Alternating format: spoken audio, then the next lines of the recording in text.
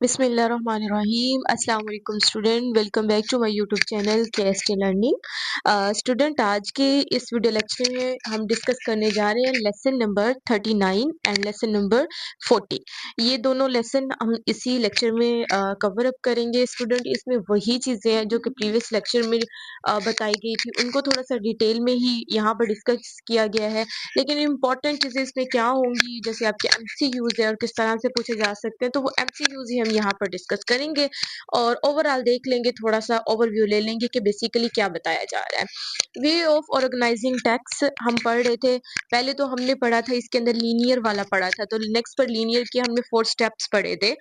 उसमें हमने chronological order पढ़ा था, फिर हमने प्रोसेस ऑफ सीक्वेंस पढ़ा था, साइक्लिंग पढ़ा था और कॉज एंड इफेक्ट वाला लास्ट में पढ़ा था, और ये हमने पहले डिस्कस कर लिया है। अभी जो हम जो वेज ऑफ ऑर्गेनाइजिंग टेक्स्ट का जो सेकंड वाला स्टेप है ना, स्पेशल रिलेशनशिप एंड क्लासिफिकेशन, इसको डिस्कस करने जा रहे हैं। अब यहाँ पर क्या कह रहे हैं, we looked into details at the 4 types of linear organization. ये हमने देख लिए हैं। हमने chronological writing about events in time, ये प्रीवियस लेक्चर में देख लिया। Describing process in linear sequence, ये भी हमने देख लिया, और साइक्लिंग प्रोसेस भी देखा। कॉज एंड इफेक्ट रिलेशनशिप को भी हमने पहले ही डिस्कस कर लिया है। बाकी जो हमारे पास रिमेनिंग रह रहे हैं वो हमारे पास 2 पॉइंट्स है, और वो 2 पॉइंट्स कौन से? एक स्पेशल रिलेशन है, सेकंड पर हमारे पास क्या आता है? क्लासिफिकेशन आता है। तो फर्स्टली हम क्या डिस्कस करेंगे? हम फर्स्टली पे डिस्कस करेंगे स्पेशल रिलेशनशिप। तो स्टूडेंट, स्पेशल रिलेशनशिप का मतलब क्या होता है कि ये स्पेशल रिलेशनशिप लोकेशन के साथ डील करती है, प्लेस के साथ डील करती है, कि आप अपनी राइटिंग के थ्रू बता रहे होते हैं कि ये वाकया इस टाइम इस प्लेस का है, और ये जो जगह है ये यहाँ पर है। यानी आप किसी भी जगह की लोकेशन, किसी भी जगह की प्लेस के बारे में, प्लेस लोकेशन के बारे में जब बता रहे हैं, तब आप कौन से वाले रिलेशन यूज कर रहे होते हैं? बेसिकली आप स्पेशल रिलेशन को डिस्कस कर रहे होते हैं, वही बता रहे होते हैं। आप क्या करते हैं, यहाँ पर यही चीजें बताई हुई हैं। आप यहाँ पर लोकेशन और प्लेस को क्या करते हैं? डिस्कस कर रहे होते हैं। फिर ऐसा टेक्स्ट जहाँ पर आप रिलेशन, प्लेसेस का रिलेशन बता रहे हैं, प्लेसेस के रिलेशन को या फिर उनकी लोकेशन को बता रहे हैं, वो आपके पास क्या होगा? स्पेशल रिलेशनशिप होगा। नेक्स्ट पर आ जाते हैं हमारे पास कि स्पेशल रिलेशनशिप क्या होता है। स्पेशल रिलेशनशिप आपका 2 तरह से हो सकता है। एक कहते हैं bird eye view. Bird eye view क्या होता है कि आपने सरसरी नजर डाली है चीजों पे, सरसरी आपने चीजों को देखा, उसको कहते हैं बर्ड आई व्यू। अब आपके पास स्पेशल रिलेशनशिप किस तरह हो सकता है? दो तरीके से। पहला आपके पास क्या है? Bird eye view. सेकंड पर आपके पास क्या आता है? Pedestrian view. Bird eye view क्या होता है कि आपने चीजों को सरसरी देखा है, ऊपर से ही देखा है, जैसे एक बर्ड देख रहा है, आपको पता है वो देख रहा है, इधर देख रहा है, उधर देख रहा है, लेकिन कुछ अंडरस्टैंडिंग नहीं है, बस चल देखा है आपने, बस इसको ये वाला जो डिस्क्राइब होगा, तो फिर ये क्या होगा? बर्ड आई व्यू होगा। क्या कह रहे हैं? There are basically 2 ways of organizing a description of a place. Okay, one way is to describe the place as if it was being seen from the air, कि ये इस तरह आपने एक प्लेस को बयान कर दिया जैसे कि बस सरसरी है, आपने एयर से देखा है उसको, तो उसको कहेंगे बर्ड आई व्यू। और एक प्रोसीजर क्या है कि आपने from the point of view of a walk through it which is known as a pedestrian view, कि आपने चलते चलते किसी चीज को देख लिया है। तो एक होता वर्ड व्यू सरसरी, और लेकिन पेडेस्ट्रियन के क्या है कि आपने चलते चलते चीजों को देख लिया, ठीक है, कुछ उसके बारे में आपको अवेयरनेस है। जैसे बर्ड आई व्यू में इतनी ज्यादा अवेयरनेस नहीं होती, लेकिन पेडेस्ट्रियन में थोड़ी थोड़ी अवेयरनेस चीजों के बारे में क्या हो जाती है? हो जाती है। तो ये 2 व्यूज हैं जो कि आप यूज कर सकते हैं स्पेशल रिलेशनशिप के अंदर। फिर इसके अलावा यहाँ पर ये बताए जा रहे हैं कि अफगानिस्तान की आप लोकेशन बताते हैं कि अफगानिस्तान यहाँ पर एग्जिस्ट करता है, नॉर्थ में ये है, वेस्ट में ये है, ईस्ट में ये है। तो ये आपका क्या है? आप लोकेशंस बता रहे हैं बेसिकली। फिर उसके बाद क्या आ जाता है? Description of spatial locations are normally organized according to the conventional ways of looking at scenes. The most common are, कि आप अपनी जो स्पेशल लोकेशंस है उनको इस तरह से अपने उसके अंदर जस्टिफाई कर सकते हैं, या लिख सकते हैं कि सर जनरल टू पर्टिकुलर आप दे सकते हैं, होल टू पार्ट को डिस्कस कर सकते हैं। होल टू पार्ट किस तरह होगा?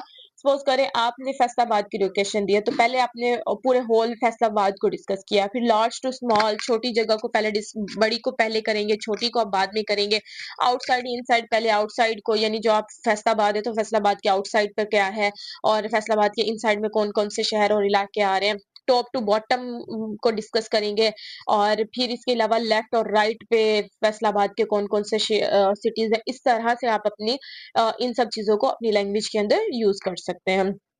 नेक्स्ट आ जाते हैं वेज ऑफ क्लासिफाइंग थिंग्स। वो हम चीजों को किस बेस पे क्लासिफाई करते हैं, उनके सिमिलैरिटी और उनके डिफरेंसेस की बेस पे हम उनको क्लासिफाई करते हैं। यानी अगर जो चीजें सेम मुशाबत रखती हैं, सेम कैरेक्टरिस्टिक्स वाली हैं, उनको हम एक कैटेगरी में कर देते हैं और जो दूसरी चीजें हैं उनको हम एक कैटेगरी में, यानी जो सेम सिमिलैरिटीज जिनके साथ अंदर होंगी, सेम सिमिलर वो कैरेक्टरिस्टिक्स होंगी, वो हम एक ग्रुप में करेंगे और जिनकी दूसरी कैरेक्टरिस्टिक्स होंगी उनको हम दूसरे ग्रुप में करेंगे। जैसे यहाँ पर दिखाया जा रहा है anger, love, fear, emotions, envy, ये सारे क्या है आपके बेसिकल इमोशंस है, इनको एक कैटेगरी में कर दिया। Table, menu, waiter, restaurant, cash register, इनको हमने एक में कर दिया। और ग्रीटिंग, वे, हेलो, ही, हे, सलाम, ये क्या है, ग्रीटिंग वेज है, तमाम के तमाम सलाम के लिए यूज किए जा रहे हैं। और sleep, dream, nature, intelligent, happy, teacher, ये तमाम की तमाम अपनी कैरेक्टरिस्टिक्स की बिना पर इनको अलग-अलग से क्या कर दिया, क्लासिफाई कर दिया है। तो क्लासिफिकेशन की बुनियाद पर भी अलग-अलग किया जा सकता है। फिर उसके अलावा हम राइटिंग क्लासिफिकेशन जो हमने ऊपर पॉइंट डिस्कस किए हैं, इसकी बुनियाद पर भी हम उनकी कैरेक्टरिस्टिक्स की बुनियाद पर भी अलग कर सकते हैं। दूसरा कि हम अपनी आसानी के लिए उनको कैटेगराइज कर सकते हैं, अपने अकॉर्डिंग टू कर सकते हैं, अपने आइडियाज के अकॉर्डिंग टू कर सकते हैं। कैसे? अकॉर्डिंग टू टाइम, ठीक है, ओल्ड चीज है, वो ओल्ड ओल्ड वाली आपने अलग कर ली, नई नई वाली आपने अलग कर ली। जनरल टू पर्टिकुलर अगर कर लें तो तब भी आप अलग कर सकते हैं कि ये चीज जनरल है, ये पर्टिकुलर है। जनरल एज अ होल ले रहे हैं, पर्टिकुलर वो मखसूस शय के बारे में बयान करेंगे। स्केल रख सकते हैं अपने अपने माइंड में, इंपॉर्टेंट चीजें, मोस्ट इंपॉर्टेंट अलग रख कर लें और लीस्ट इंपॉर्टेंट आप अलग कर लें। लार्ज स्केल अपने माइंड में रख सकते हैं कि लार्जेस्ट अलग करनी है, स्मॉलेस्ट अलग करनी है। फेमिलियरिटी, बेस्ट नोन और लीस्ट नोन, जो अच्छी अच्छी हैं, बेस्ट नोन है, उनको आपने अलग कर लिया और जो ज्यादा खास नहीं जानी जाती उनको आपने अलग कर लिया। इस तरह से भी आप क्लासिफिकेशन कर सकते हैं। नेक्स्ट पर हमारे पास आ जाते हैं राइटिंग स्किल, पैराफ्रेजिंग। तो स्टूडेंट, ये जो पैराफ्रेजिंग है, ये तो जो वर्चुअल के स्पेशली स्टूडेंट है उनके लिए तो ये बहुत इजी काम है, वो बहुत ऐसा करते हैं। आपको असाइनमेंट्स दी जाती हैं या आपको क्वेश्चंस दिए जाते हैं तो मोस्टली मोस्टली क्या सभी स्टूडेंट ऐसा करते हैं कि वो एक ही क्वेश्चन का सोल्यूशन ले लेते हैं और हर बच्चा क्या कर रहा होता है, उस सोल्यूशन को उस सोल्यूशन के अंदर थोड़ी सी चेंजिंग करिए, थोड़ी सी चेंजिंग भी क्या, वर्ड्स के मीनिंग चेंज, वर्ड्स के सिनोनिम चेंज कर देते हैं, मीनिंग वही दे रहे हो और वो फिर वो वही वाला क्वेश्चन जो है वो सबमिट करवा देते हैं।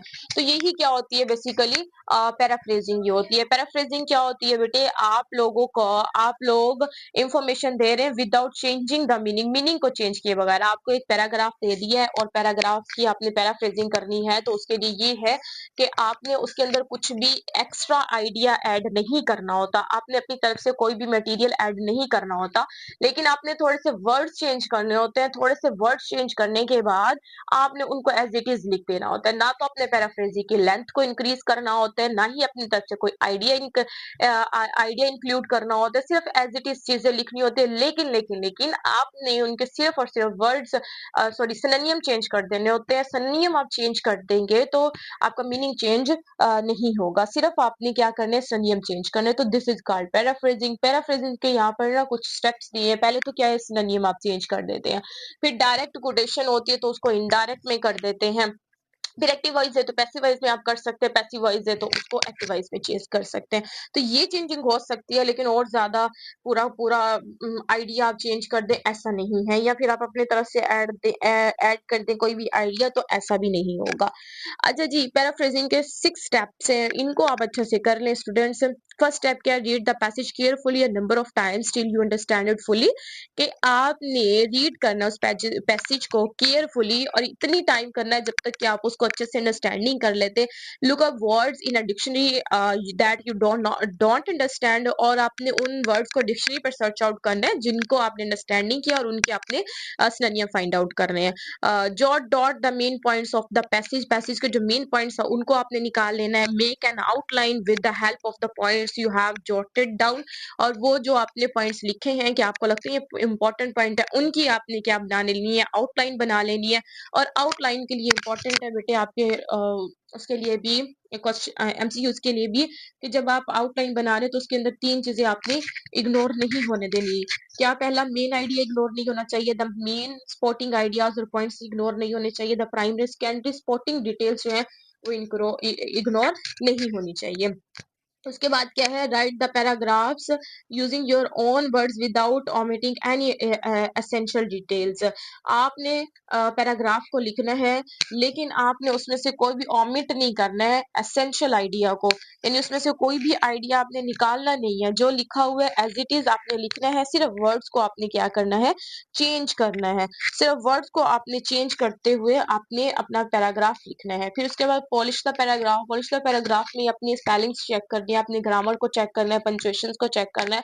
जहां पे जो भी मिस्टेक होगी आपने उसको वहां पे क्या कर देना है, सेट कर देना। तो ये आपके 6 स्टेप्स है जो कि पैराग्राफिंग में बहुत ज्यादा इंपॉर्टेंट कंसीडर किए जाते हैं। उसके अलावा स्टूडेंट्स ये आपके पास कुछ सिनोनिम दिए हुए हैं, इनको आपने अच्छे से याद करना है। मे बी आपके पेपर में इनमें से कोई एक आधा सिनोनिम आ जाए, मैंने हाईलाइट कर दिए हैं, आप इनको अच्छे से देख लीजिएगा। स्टूडेंट आज के लेक्चर में हमने यही पढ़ना था और यही हमने कर लिया है। वो जो हमने स्टार्टिंग में एक ऐसे राइटिंग का टॉपिक स्टार्ट किया हुआ था कि सबसे पहले हमने इंट्रोडक्शन देना है, फिर उसके बाद हमने इंट्रोडक्शन के बाद हमने मेन बॉडी लिखनी है, मेन बॉडी के बाद हमने कंक्लूजन लिखना है। वो जो 3 टॉपिक्स थे बेसिकली 3 से 4 लेक्चर्स में वही डिस्कस हुए हैं और होप्स हो कि आपको इनको अच्छे से इनकी अंडरस्टैंडिंग भी हो गई होगी। और स्टूडेंट जो मैं चीज़ें आपको कह रही हूँ कि ये चीज़ें इंपॉर्टेंट है, जैसे हमारे पास है 4 टाइप लीनियर की, जो कितनी टाइप्स हैं तो आपको पता होना चाहिए। लीनियर ऑर्गेनाइजेशन की 4 टाइप्स है, क्रोनोलॉजिकल है, डिस्क्राइबिंग प्रोसेस है, डिस्क्राइबिंग साइक्लिंग प्रोसेस है और कॉज एंड इफेक्ट आ जाता है, ये चीजें। और फिर इसके अलावा वेज ऑफ ऑर्गेनाइजिंग टेक्स्ट में पहले लीनियर आता है, सेकंड पे हमारे पास स्पेशल रिलेशनशिप आता है और थर्ड पे हमारे पास क्या आता है, क्लासिफिकेशन आता है। ये सारी चीजें आपको छोटी छोटी पता होनी चाहिए और यही आपके MCQs में पूछे जाती है। होप सो कि स्टूडेंट आपको अच्छे से अंडरस्टैंड हुआ होगा।